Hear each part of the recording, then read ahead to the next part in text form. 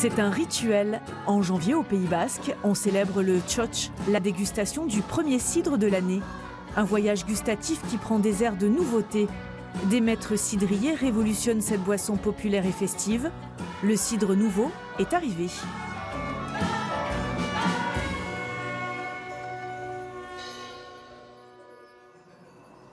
À quelques kilomètres de Saint-Sébastien, la ville de Astigarraga, fief des cidreries. Agustin Echeverria accueille un jeune entrepreneur, Xalbat Seos Ocharango. Depuis 1 an et demi, il collabore à la création d'un nouveau cidre au goût modernisé, Kupela, produit avec les pommes autochtones de ses vergers. Il n'y a pas plus identitaire ou plus historique que le cidre au Pays Basque. C'est vraiment la boisson qui représente le Pays Basque. Et donc on a commencé à réfléchir à développer un cidre basque pour le marché donc, du Pays Basque Nord et français. Et on s'est rapproché d'Agustin naturellement. Avec Xalbat, on s'est rencontrés il y a 4 ans. Il m'a expliqué qu'il voulait créer un produit différent, bien identifié, pour faire le lien entre les consommateurs du Pays Basque français et ceux du Pays Basque espagnol.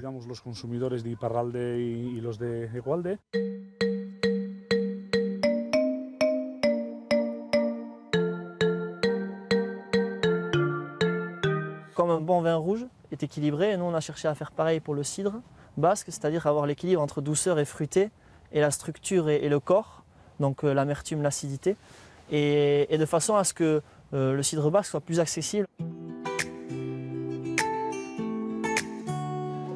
Ce soir-là, Xalbat et son associé Bastien Dufaux ont convié leurs clients à la cidrerie. Ils leur font tester la nouvelle production de leur cidre. Kupela signifie tonneau en basque. Comme le veut la coutume, chacun va à la source.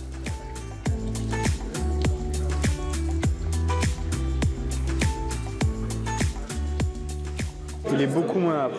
Il y a plus de douceur, plus de sucré sur le deuxième goût, peut-être un petit peu moins de pétillant et vraiment très bon.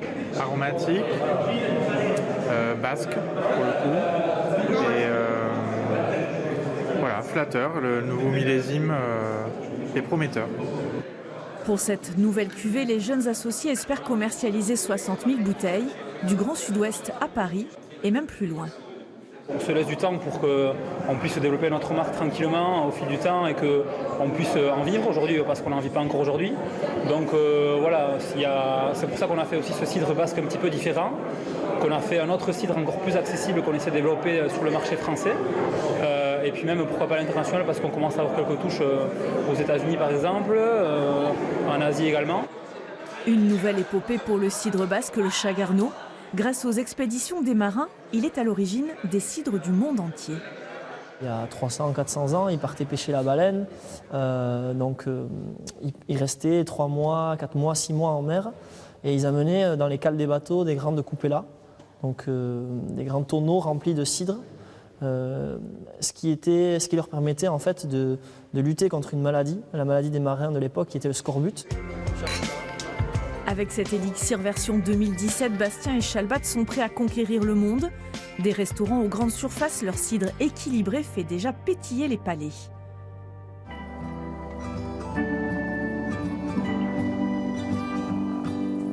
Près de Saint-Jean-Pied-de-Port, le village de Jacques-Su et ses magnifiques paysages. C'est ici, il y a 15 ans, que Bichincho Apol et son épouse ont choisi de devenir vignerons cidriers. Là, on est dans la vigne parce que c'est notre métier, notre premier métier, le vin. Aujourd'hui, le vin, bien qu'on plante un tout petit peu de vigne, ça reste presque la récréation à la maison parce que c'est une passion. Mais ce qui est super, c'est qu'on peut conserver cette même passion sur la pomme.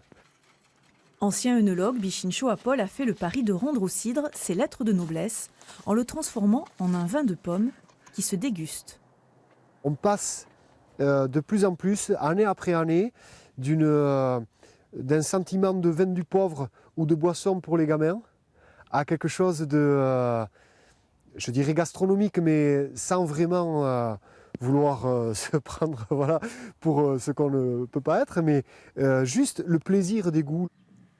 Chez Bichincho, au domaine Bordatio, tout est question de temps. Dans le chai, 7 cuvées de cidre fermentent doucement. La récolte des pommes de variétés locales s'est échelonnée tout l'automne. Chaque cuvée dévoile peu à peu son caractère aromatique. On ne parle plus de jus de pomme, on parle de cidre. On est à peu près à mi-chemin à la fermentation. Et là, le travail de dégustation, c'est quelque chose qu'il faut faire tous les jours, on le suit comme ça. Il y a des facteurs qui viennent du fruit, qui vont faire en sorte que la fermentation peut se passer vite ou lentement. Et tout notre travail à nous, c'est de faire en sorte que ça aille le plus lentement possible.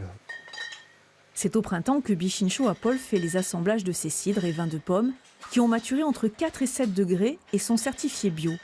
Il produit chaque année 50 000 bouteilles.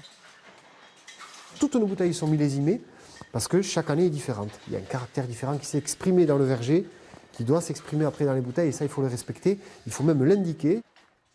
C'est dans son bistrot paysan que Bichincho vend la plupart de ses produits. Du cidre au vin de pomme, sec ou moelleux, chaque cuvée a son identité. On vend à peu près 50% en direct. Ensuite, on va dire c'est 25% chez les cavistes et restaurateurs, et puis donc 25 autres % à peu près à l'export, donc les États-Unis, Japon, Danemark, Norvège, Finlande. Sur ces 4 hectares de verger, Bichincho à Paul défend un mode de production doux et lent. Ici, les jeunes pommiers poussent naturellement sur un sol de schiste noir, pentu. Ils donneront un cidre incomparable.